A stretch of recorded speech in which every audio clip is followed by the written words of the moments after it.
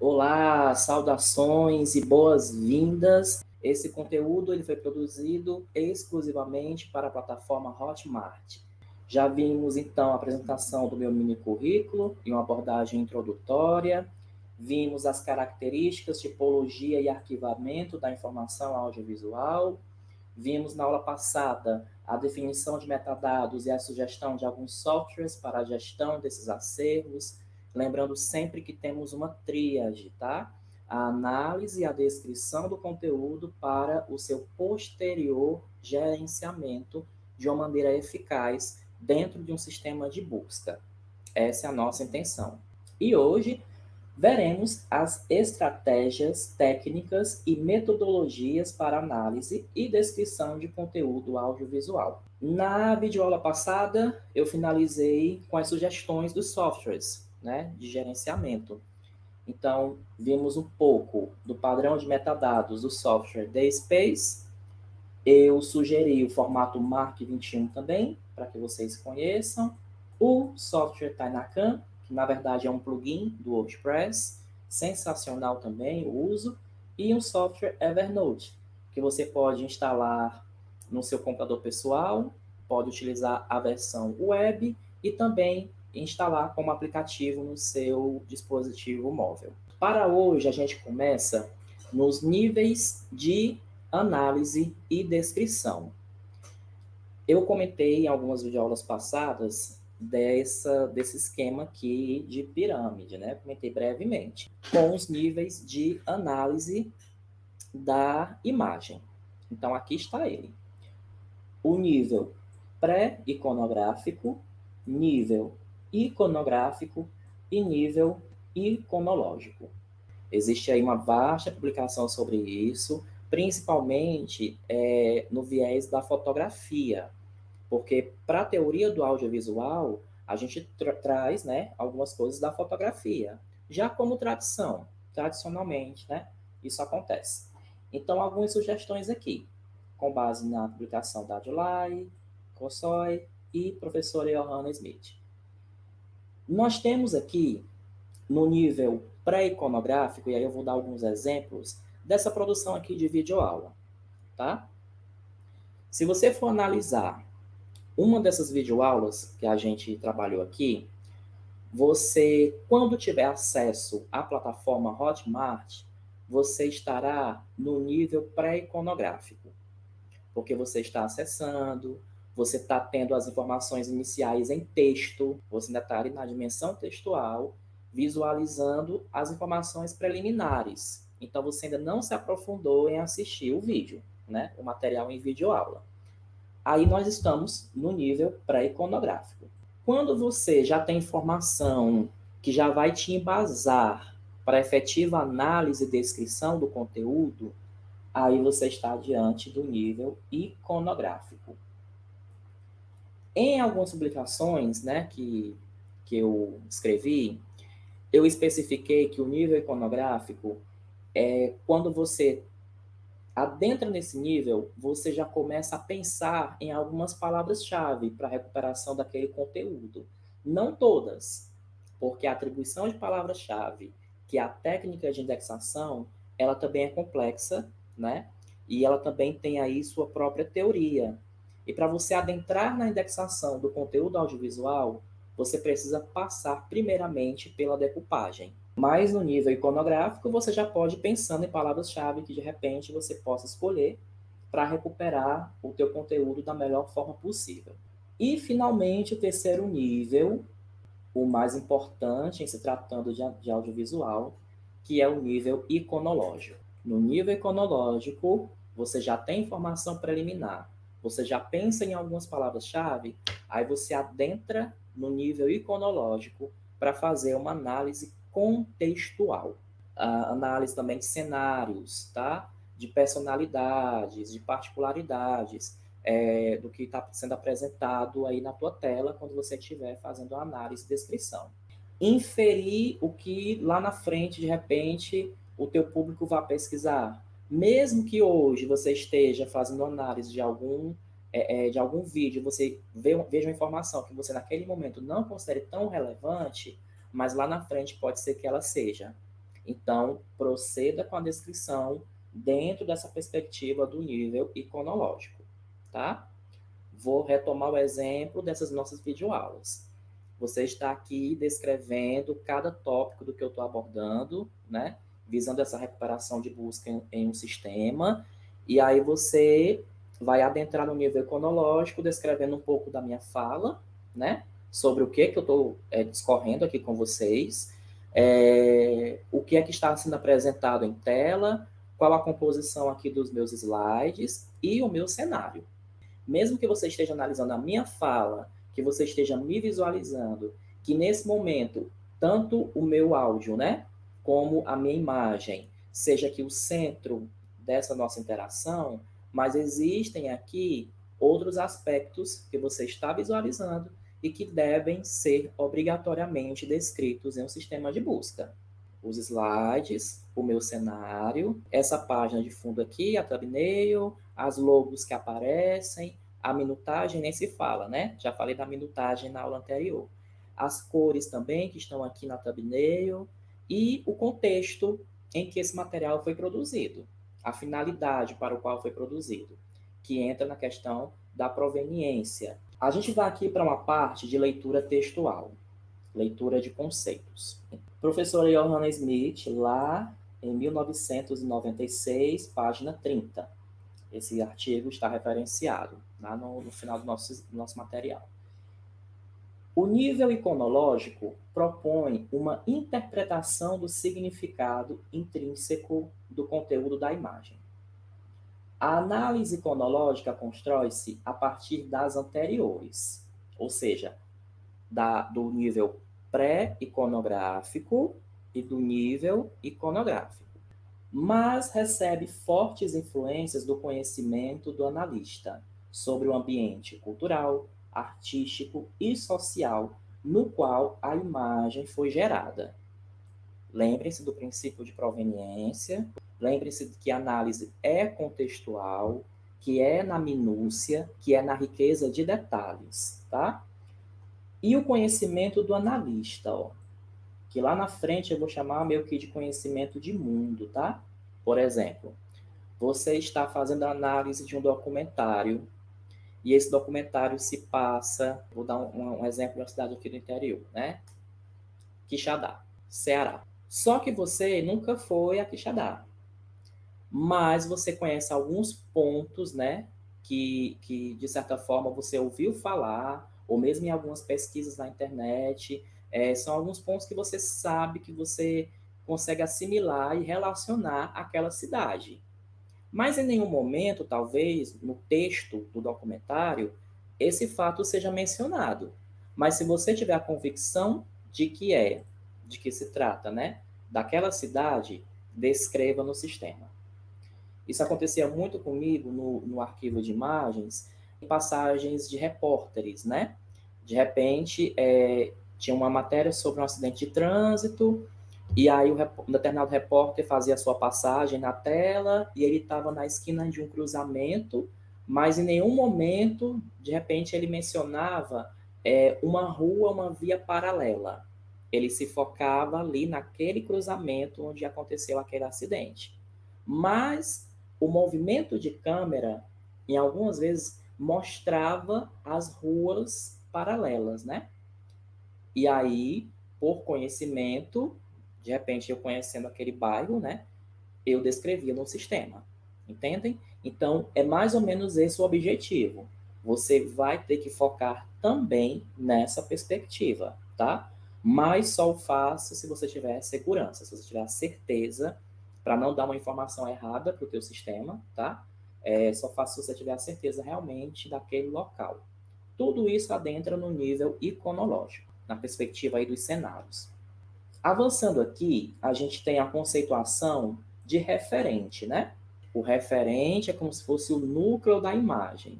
É aquilo que a tua visão tá focando, tá vendo como o mais importante ali.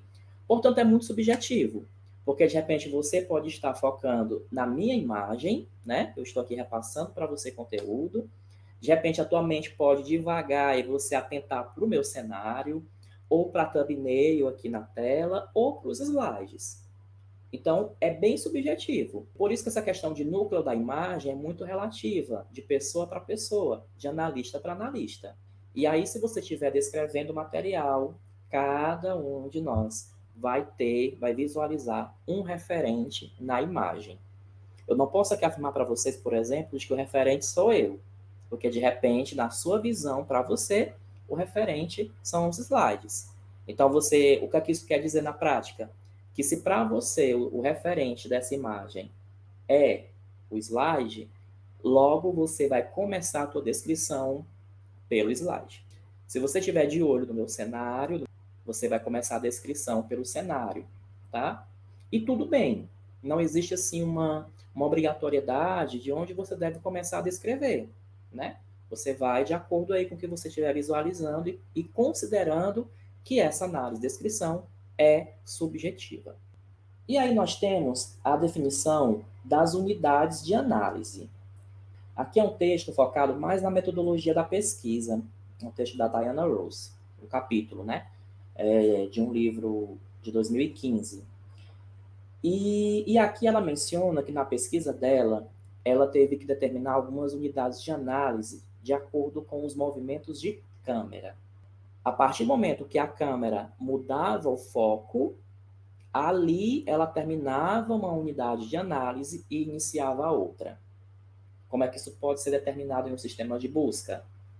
Pela minutagem. Então, os movimentos de câmera são importantes nesse sentido, de você conhecer mais ou menos nessa terminologia aí dos meus colegas aí do cinema, né, da televisão, que trabalham mais com essa parte, né, cinegrafistas, enfim. Zoom in, zoom out, aquele efeito que desfoca. Então, são termos técnicos que você vai pegando, né, no decorrer aí do teu trabalho, se você for trabalhar, né, efetivamente com esse tipo de material, e que você deve mencionar, tá, no sistema de busca. E que tem que recuperar essas palavras, né? Plano baixo, vista panorâmica, tá? De repente, hoje são os drones, né? Lá atrás, há um tempo atrás, a gente tinha só as imagens de helicóptero. Então, isso se mencionava. Vista aérea, né? Captada de helicóptero sobre o presídio tal, registrando tal rebelião em tal local, com a participação de tais, se tiver políticos, né, ali, tais políticos que estão ali tentando mediar aquela situação. Alguns exemplos assim de uso. E hoje os drones, que aí você, se tiver imagem aérea de drone, você também vai ter que mencionar no sistema. Vista aérea, de imagem captada por drone, de tal shopping, no contexto do Natal, no contexto de compras, a movimentação do estacionamento do shopping. Tudo isso você vai considerando e vai agregando valor à tua descrição. E aí entram também os planos, cenas e sequências, né? Eu trouxe aqui Primo e Cabral, que é uma obra bem técnica, tá? Para o audiovisual. Mas os planos, cenas e sequências, e aí eu tenho que mencionar aqui o colega, né, bibliotecário Rony Oliveira, tá? Foi com o Rony que lá atrás eu comecei os cursos básicos, assim, para adentrar nessa questão de indexação de audiovisual. Ele tem o projeto, né, Informação Audiovisual, também recomendo a vocês que deem uma olhada lá. E ele traz muito bem essa questão de planos, cenas e sequências, né? Ele também traz. Além de Prêmio Cabral, o Rony também traz. E aí ele faz meio que uma comparação aqui com livros, né?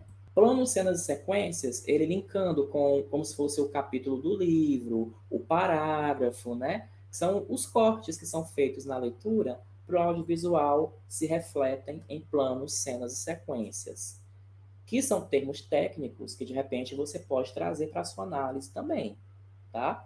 Cena 1, personagem tal é desmascarada por personagem B. Se você estiver aí, de repente, analisando uma série, uma telenovela. Outro exemplo de plano, enquadramento e sequência. Repórter tal, entrevista tal político dentro ali do Senado Federal.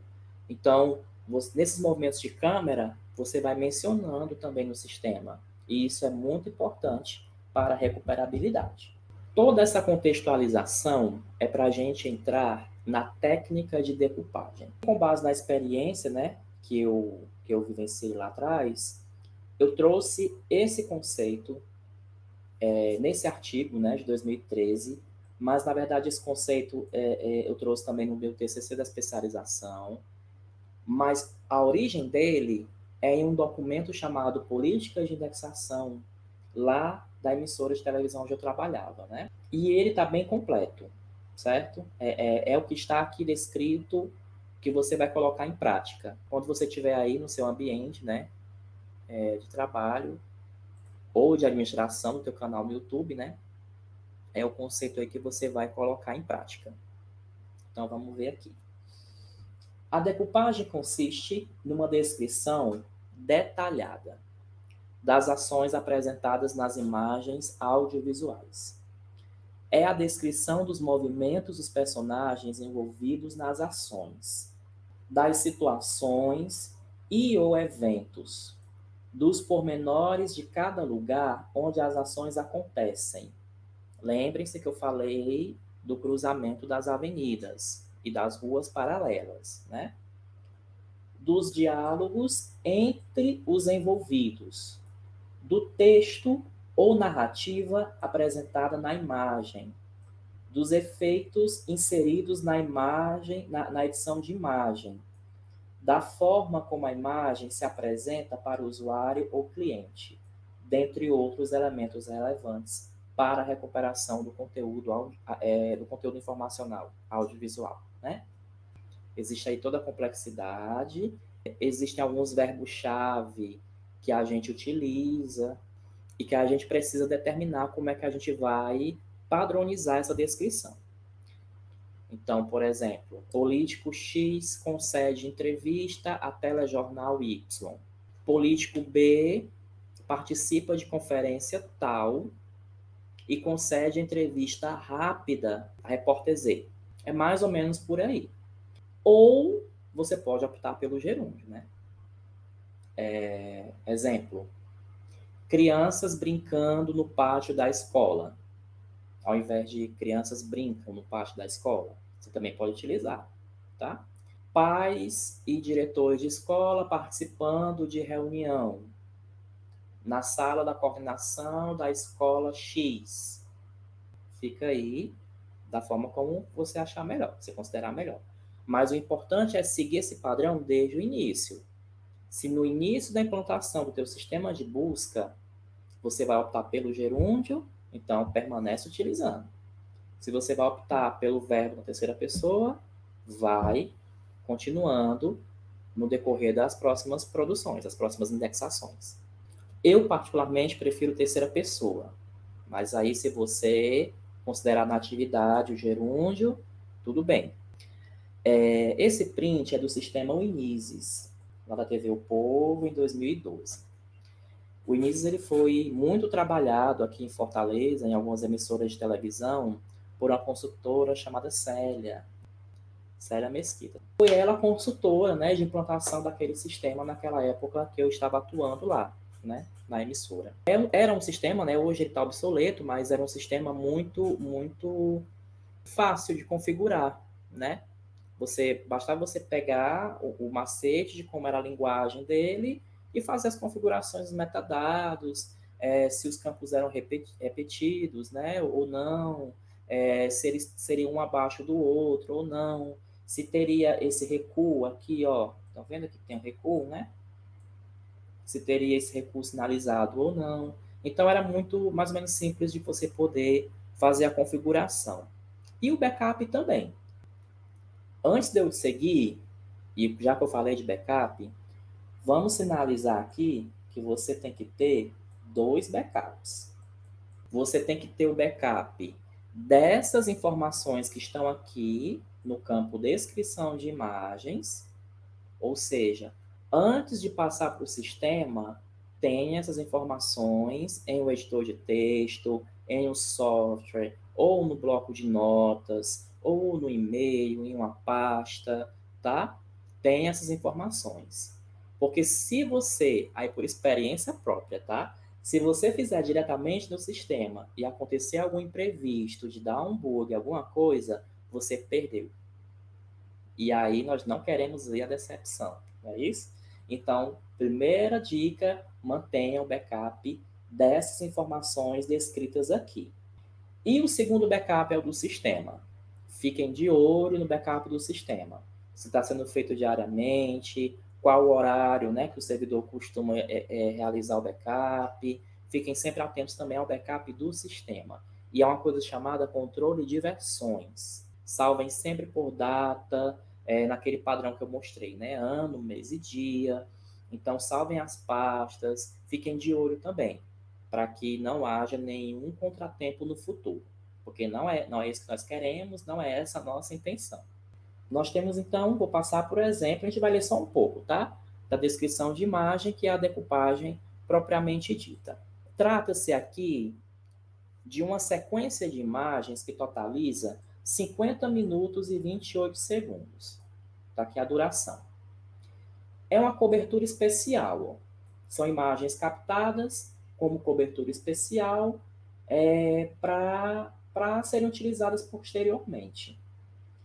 Na verdade, aqui, me recordando, são imagens brutas, tá?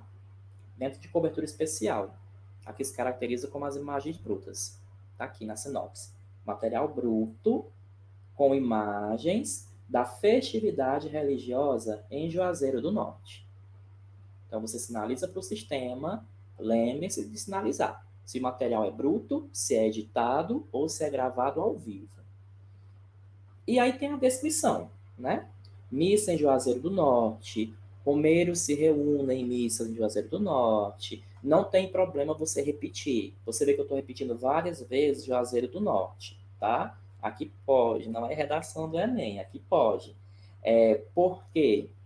Porque o sistema vai cruzar essas repetições, tá? Isso é importante também, importantíssimo, porque ele cruza tanto as informações aqui que você dá no exemplo de Juazeiro do Norte com a ação que está acontecendo. Então, obrigatoriamente, o sistema vai ter que cruzar. Portanto, vão repetindo. Não tem problema nenhum. Como vocês vão ter o material em slide, eu não vou ler todo, tá? Aqui é só um exemplo de como é a decupagem audiovisual e o modelo que vocês vão seguir na atividade. Chegamos na decupagem, com base na minha experiência também, eu fui vendo que existem algumas formas de se fazer, né? E eu trouxe aqui essas duas formas. Você pode fazer de uma maneira linear, é uma estratégia, tá? Ou por minutagem. Aplicando a estratégia linear, o conteúdo audiovisual é descrito sem a especificação do intervalo de tempo onde as ações ocorrem no áudio ou no vídeo. Enquanto que a estratégia por minutagem exige a especificação da localização das ações em um determinado intervalo de tempo. A decisão na escolha da estratégia de decupagem depende do tipo de acervo audiovisual. E dentro desse acervo, depende do tipo de acervo audiovisual e das características do conteúdo de cada material analisado.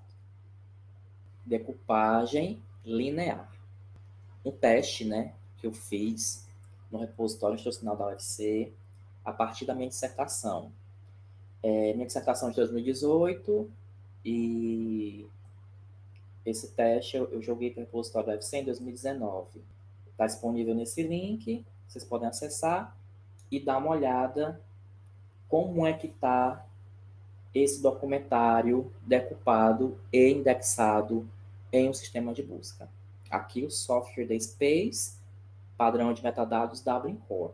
Só que o nosso foco aqui é o campo descrição, que é o campo de decupagem. Então vejam aí, seguindo a mesma lógica que eu mostrei no slide anterior, vejam que nós temos a descrição das ações, os verbos. Como eu não consegui colocar um campo metadado de entrevistados, eu trouxe os entrevistados aqui no final, ó. Então aqui, tá?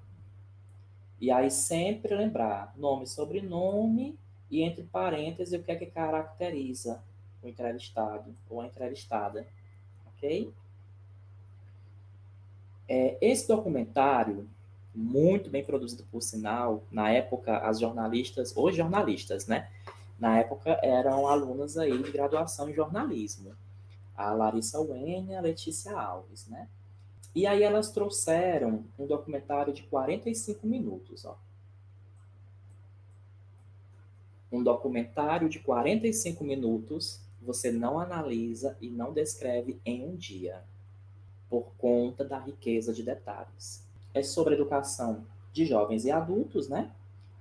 Tem vários materiais de arquivo que as autoras utilizam e vão compondo, né, o recorte de imagens nesse documentário. E tudo isso é considerado na descrição, cada detalhe. Imagens cobertas por trecho da música. Você também é responsável, da dupla Dom e Ravel. Como é que eu soube descrever essa informação?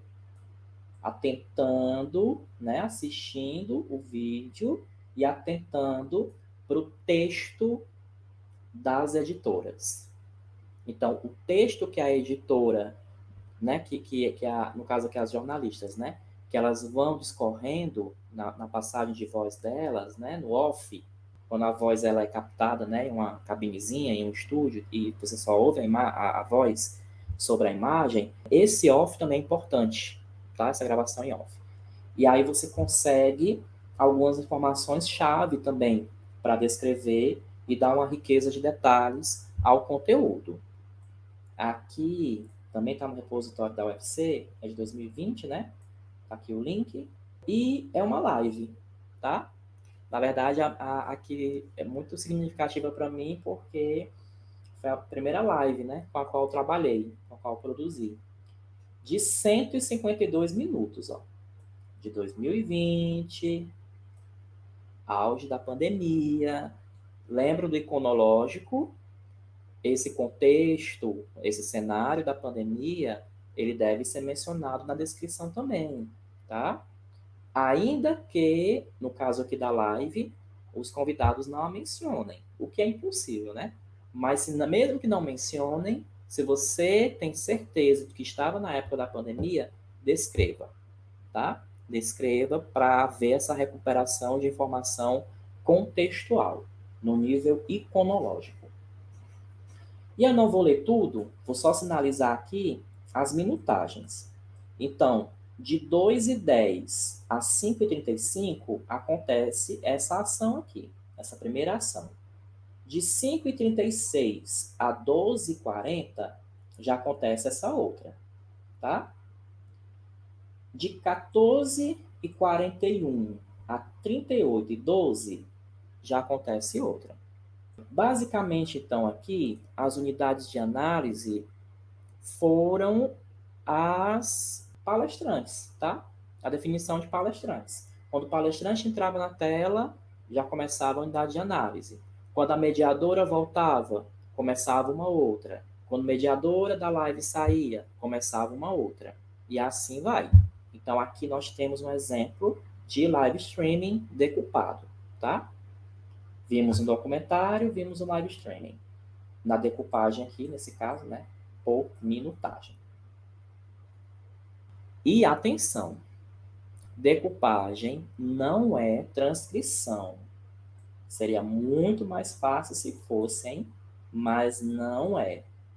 Consideramos como transcrição a redação exata do texto, conforme consta no roteiro ou na pauta, incluindo diálogos e ações, a exemplo das legendas na função Closed Caption dos televisores e em vídeos no YouTube.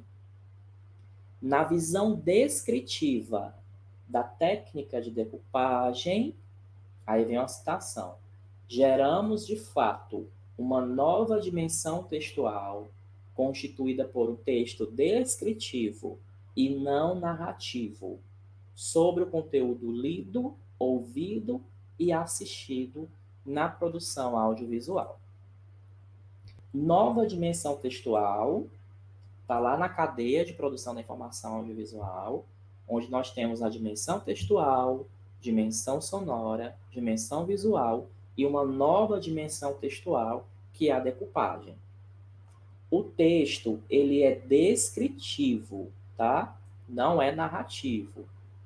E decupagem não é transcrição.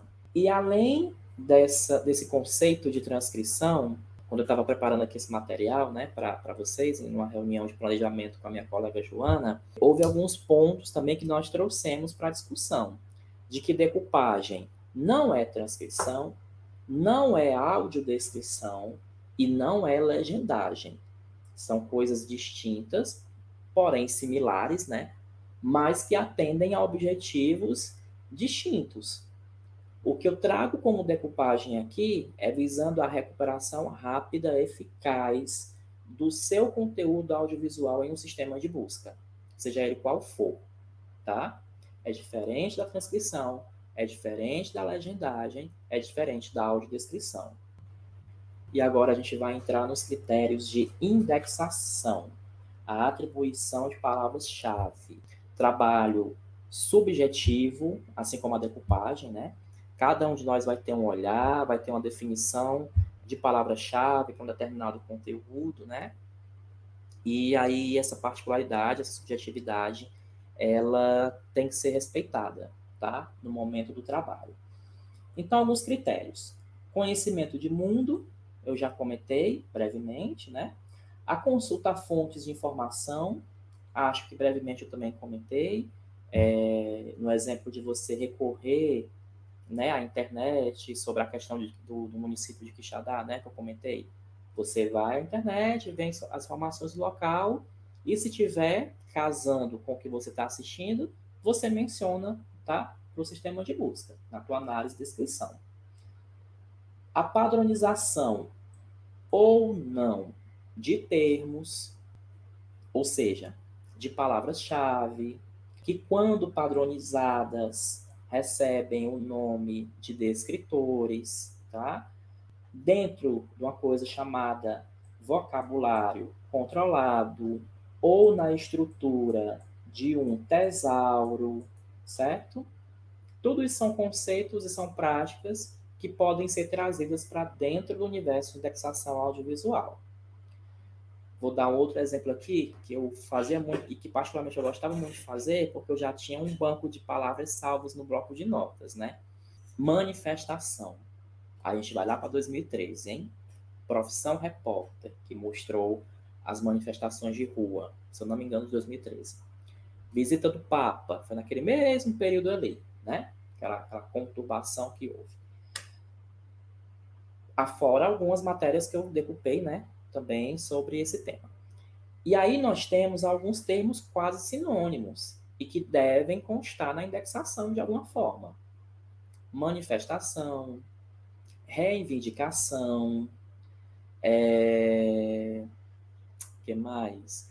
Eu ia chamar balbúrdia, mas balbúrdia está sob outro contexto, né? Mas teve uma época aí que se falou muito de balbúrdia, então vamos considerar, né, para esse momento específico da história, tá? Vai, balbúrdia, e dentre outros. Então é ficar de olho nos sinônimos ou nos quase sinônimos, tá? E amarrar dentro do sistema essa recuperabilidade. Porque se eu pesquisar por manifestação, eu preciso recuperar os mesmos resultados que estão indexados sob a palavra-chave reivindicação, certo?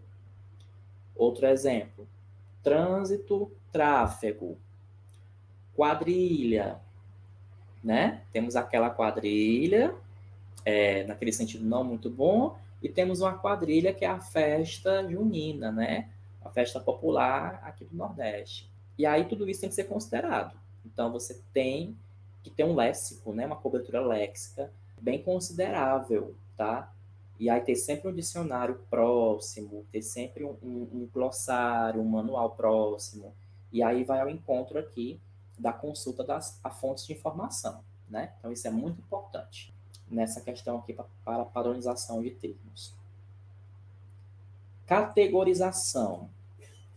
Começa do geral para o específico, que aí vai ao encontro da hierarquia.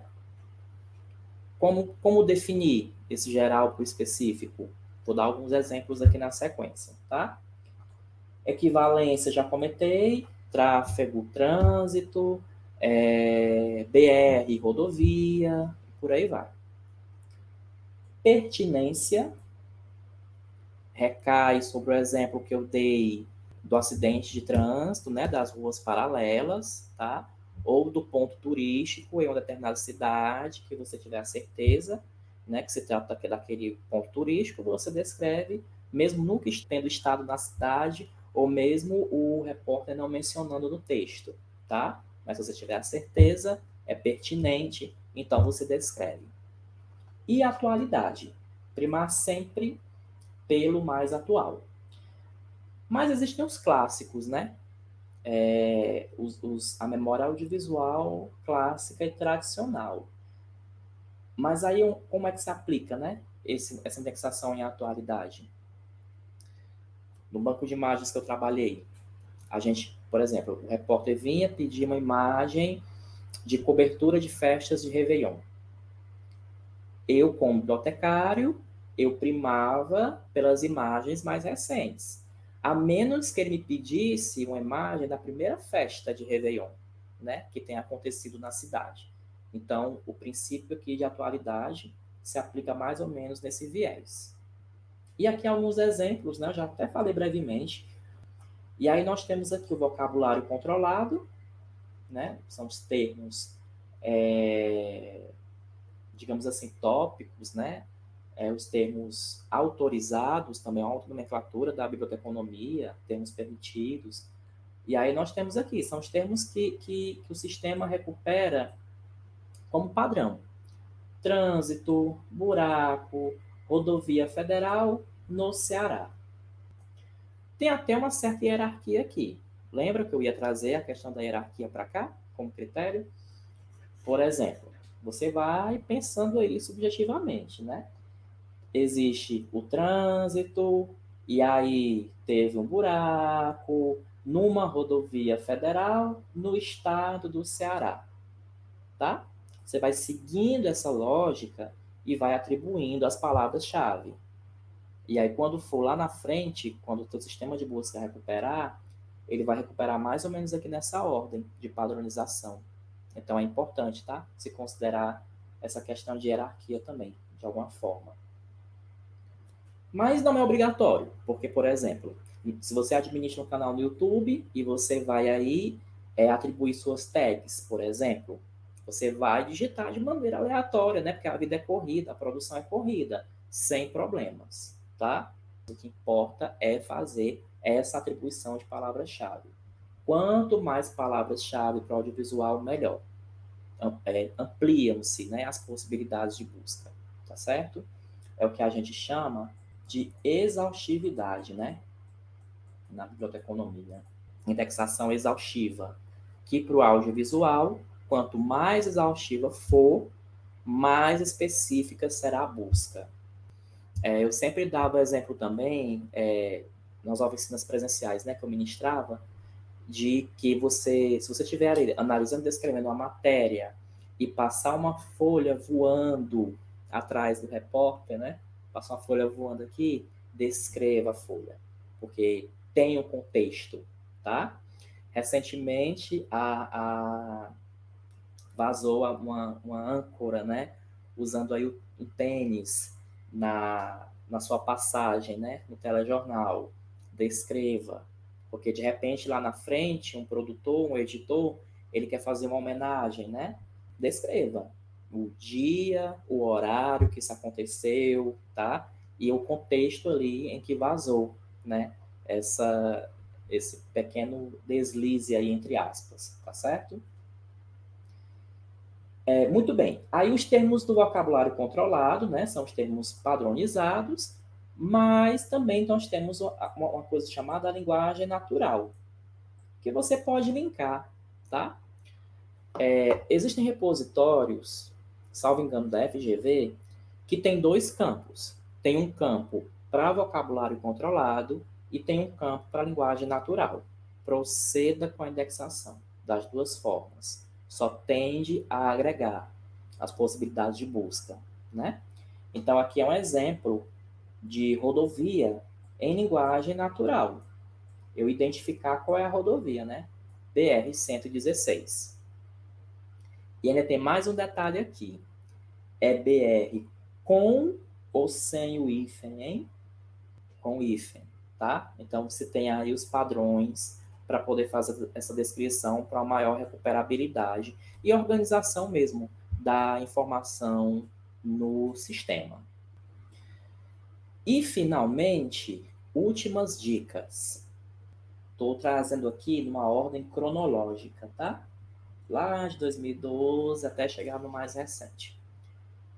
Mas aqui eu quero chamar a atenção justamente para o vocabulário controlado e para o descritor. Dois campos, certo? Mas aí, lembre-se sempre que palavra-chave, descritor, palavra-chave, linguagem natural. Descritor é que é a controlada, tá? É que é o termo permitido. Aqui é porque nós tínhamos lá um sistema chamado vocabulário controlado.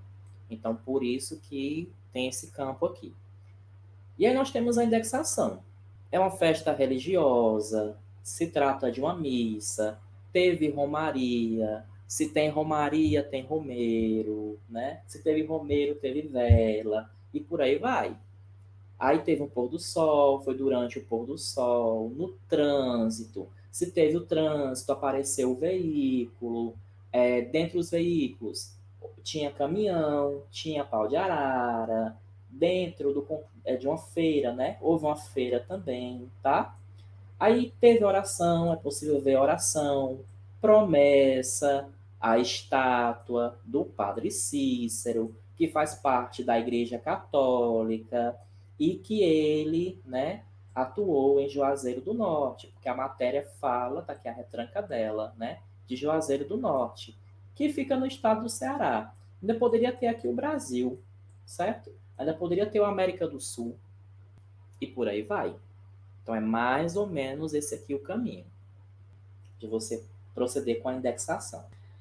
E descritor, turismo religioso, se falou em turismo religioso, ainda não era um termo autorizado por vocabulário controlado, comércio religioso e casarão Padre Cícero.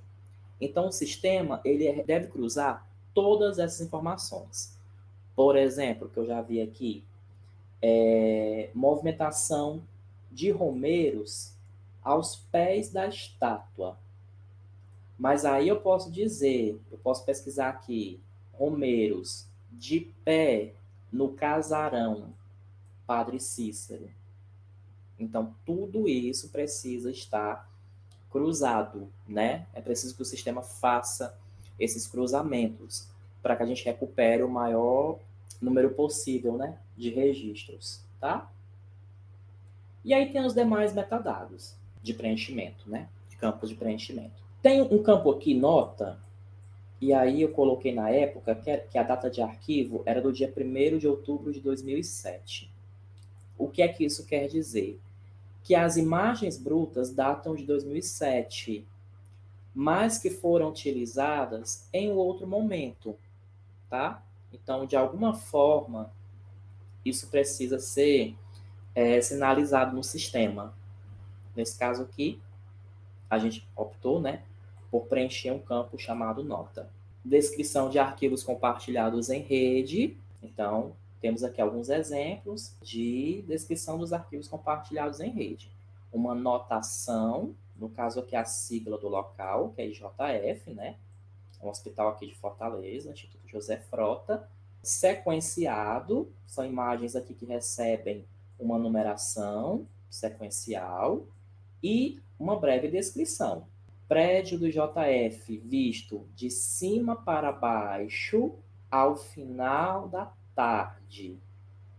Prédio do JF visto em câmera baixa. Placa de identificação do IJF. Hoje eu colocaria hospital, para quando você for pesquisar, cruzar IJF com hospital, tá? Então, placa de identificação do hospital IJF. Mas no sistema tem que dizer o significado do JF, né? Instituto José Frota. Não se esquecer de linkar sempre sigla com o nome por extenso. Lateral do JF, vista em câmera baixa. Movimentação de pessoas na entrada do JF. E close e zoom out na placa de identificação do Hospital JF. Então já entra aqui os termos técnicos do cinema, né? Meus colegas aí do cinema, para a análise e descrição. E isso é muito importante, porque se você estiver trabalhando para esse público de produtores de documentários, de filmes, em uma imagem de arquivo nesse sentido, com esse nível descritivo, vai ser, assim, considerado importante demais para uma tomada de decisão do editor, se ele vai querer utilizar ou não aquelas imagens. 2000, nós saímos aqui de 2012 e vamos para 2019. Mais um exemplo aqui do repositório institucional da UFC. Ainda é o documentário, né, da Larissa Wenha e da Letícia Alves, sob orientação da professora Nayana Rodrigues, aqui da Universidade Federal do Ceará. E aí, nas palavras-chave, nesse caso aqui, elas estão mais ou menos aleatórias, tá? Porque era teste que eu estava fazendo na época. Então, como palavra-chave, o que é que a gente tem? Documentário, o tipo, né, de produção, sobre educação de jovens e adultos, que tem a sigla EJA, né? Trata da alfabetização de idosos, portanto, tem idoso na imagem, aparece idoso, ou idosos, né? Então, aqui tem que se decidir se você vai usar idoso ou idosos. Incentiva a leitura, biblioteca escolar, letramento, sala de aula, educação básica, ensino público. Elas falam sobre a evasão escolar, algumas entrevistadas comentam sobre a evasão escolar, né? Então você também cita. Analfabetismo, Movimento Brasileiro de Alfabetização, link aqui com o Mobral, tá? Educação na ditadura militar, educação inclusiva, educação especial. Percebam que o documentário é sobre o EJA, mas em um determinado momento é enfocada a educação inclusiva e a educação especial. Se você estivesse analisando e descrevendo esse conteúdo, talvez você não considerasse tão importante assim mencionar. Ah, por quê? Porque o objetivo geral do documentário é EJA. Então, para que eu vou citar, né? Mais cite, certo? Indexe. Atribua como palavra-chave, mesmo que você achar que não tem possibilidade de recuperação no futuro. Porque sempre tem, certo? Sempre haverá uma demanda para todo e qualquer tipo de informação. Então, você pode mencionar sim. Saindo do repositório institucional da UFC, nós temos o repositório audiovisual Acervo ICA. Né? Tá aqui o link de acesso, né, a esse material que a gente vai ver, e aí é de 2021, né, esse cadastro. E nesse exemplo, nós temos uma videodança decupada e indexada por minutagem. E no caso de videodança, as possibilidades se expandem, porque você pode pensar que um movimento de dança ele pode durar 1 segundo. Então, já pensou você ter a decupagem por segundos, né? Possivelmente, com as videodanças, isso pode acontecer. De em 1 segundo você ter um movimento específico de dança. Ou mesmo no teatro, né? Uma interpretação mais técnica no teatro, se existe a captação de imagem naquele momento, você pode, né, mencionar a decupagem por minutagem, considerando segundos.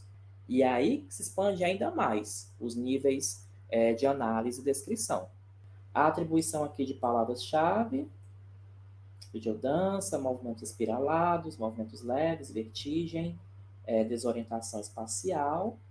E vou chamar a atenção para 3 campos aqui, para a gente poder fechar. Todo material audiovisual, ainda mais em época que a gente bombou com live streaming, toda memória audiovisual é passível de ser usada em trabalhos acadêmicos. Já é passível de ser usada como imagem de arquivo em outras produções audiovisuais, né? E aí tem a questão da atribuição de créditos. Se eu utilizar uma imagem de arquivo dessa videoaula, né? Se um colega meu, por exemplo, lá na frente, um colega meu, ele está fazendo um documentário sobre esse tema, e aí eu cedo a imagem dessa videoaula para ele, logo ele vai me creditar lá nos créditos em tarja ou ao final da obra, daqueles créditos que aparecem ao final, né? Às vezes aparece até no início, né, da produção. Ok, até aí tudo bem. Existe essa acreditação de produção para produção audiovisual, né, no áudio e vídeo. Mas no contexto de trabalhos acadêmicos ou de alguma outra produção técnico-científica, é muito importante termos o campo de referência em ABNT, ou em outros formatos bibliográficos, né, de estilo bibliográfico, a gente chama, tais como APA, LaTeX e outros, Vancouver, tá? Então, por isso, nessa perspectiva que a gente trouxe o campo para o acervo ICA, esse campo de referência é a ABNT, certo? Lá tem o padrão, que você segue como exemplo, para poder fazer a tua referência no sistema de busca. E aqui fica também como modelo, tá? Então é importante incluir referência a BNT. No teu vídeo no YouTube, né? Você está aí bombando aí com o teu canal no YouTube, vai agora, se você não começou, agora você vai começar a gerenciar o teu material, né? Em nível aí de indexação e de decupagem, mas não esqueça de atribuir uma referência a BNT, visando aí a usos técnico-acadêmicos científicos, ok? Classificação indicativa. A gente tem que ficar de olho nas portarias do governo federal, nesse sentido. Eu me lembro que lá no começo dos anos 2000 foi um boom, né? Essa questão aí de classificação indicativa. Final ali da década de 90 para o início dos anos 2000, porque havia, né, para alguns achavam que era muita apelação aí nas emissoras de TV. E aí o governo correu com essa questão de atribuição das classificações indicativas, né? Havia várias chamadas nesse sentido, né, na televisão, no cinema, e pode entrar como um campo descritivo também, tá? Mas aí é muito delicado, porque quem é que vai julgar, né, que, enfim, que esse conteúdo aqui ele não é recomendado para menores de 10 anos? Quando nós fizemos isso aqui no acervo ICA, a gente seguiu a portaria. E aí a gente tentou ver ali se tinha, né, algum critério para determinar a questão dessas idades, tá? Então fica aí também como dica. E se tem conteúdo explícito ou não. Isso aqui também é importante você mencionar para não chocar aí o seu público, né? De repente você menciona também se tem ou não. Aqui não saiu, mas vocês já estão vendo aqui, né, que tem a data de cadastro, né? falei do teu canal no YouTube bombar, né? E aí eu acho que esse aqui eu finalizo com esse exemplo. A definição de minutagem no YouTube é só o começo, tá? Você pensar na minutagem como sendo a ponta de tudo isso aqui que a gente viu. Vimos algumas sugestões de catalogação, vimos decupagem, vimos indexação. Pode ser aplicável ao canal do YouTube? Perfeitamente. Mas tudo começa na definição de minutagem, tá? Aqui é um evento em live streaming. A gente tem como padrão já, né, atribuir a minutagem de cada evento, na perspectiva mesmo de recuperação, né, do conteúdo, de avançar o conteúdo. E aqui é só o início, para atribuição de palavras-chave, para decupagem, que a gente viu aqui, e para replicar em um repositório audiovisual, em um dos softwares, né, que a gente também viu aqui. Então, definir minutagem, definir datas, é só o início de todo esse trabalho que eu exemplifiquei aqui para vocês. E aqui nós temos um exemplo, né? Onde tem a vinheta, onde entra a abertura do evento e quem é que faz essa abertura, né? Quem é que faz a mediação, os assuntos de cada painel, né? Que foi apresentado, foram 3 painéis. Então, onde é que cada um começa, onde é que cada um termina e a vinheta de encerramento. Então, tudo isso você vai mencionando para contribuir aí com a recuperabilidade, né, de informação no teu sistema de busca. Eu comentei a questão da interoperabilidade, né, e de não ter problema nenhum você replicar o conteúdo. Muito pelo contrário, o conteúdo deve ser replicado dentro do fenômeno transmídia, né, que a gente conhece. Então, por exemplo, começou aqui no YouTube, mas aí foi para o Facebook, foi para o Instagram, vai para o LinkedIn, vai para a Podosfera, né, em podcast, e para um repositório audiovisual, que eu espero ter ampliado aí a sua mente para a importância dos repositórios audiovisuais. Essa é a minha intenção. E independentemente aqui da plataforma que você escolher. Por exemplo, do acervo ICA, ficou determinado que seria pelo Vimeo. Tudo bem, ok. Está lá o registro, mas a gente também replica, para ampliar as possibilidades de busca, a gente replica no repositório audiovisual. E você vai ver que, com certeza, isso vai ser um diferencial aí no teu negócio, né, na tua caminhada, no gerenciamento aí dos teus arquivos pessoais também.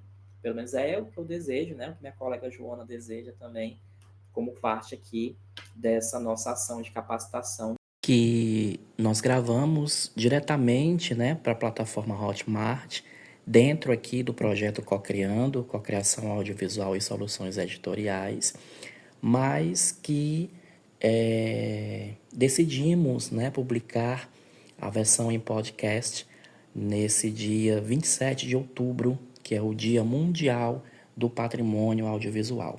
Então, essa é a minha intenção, a intenção de Joana, ampliar as possibilidades, né, de atuação para a nossa classe bibliotecária e também apresentar o que a gente tem a oferecer para outras áreas de atuação e outras áreas de conhecimento, tanto na perspectiva da pesquisa acadêmica como da nossa prática profissional no mercado de trabalho.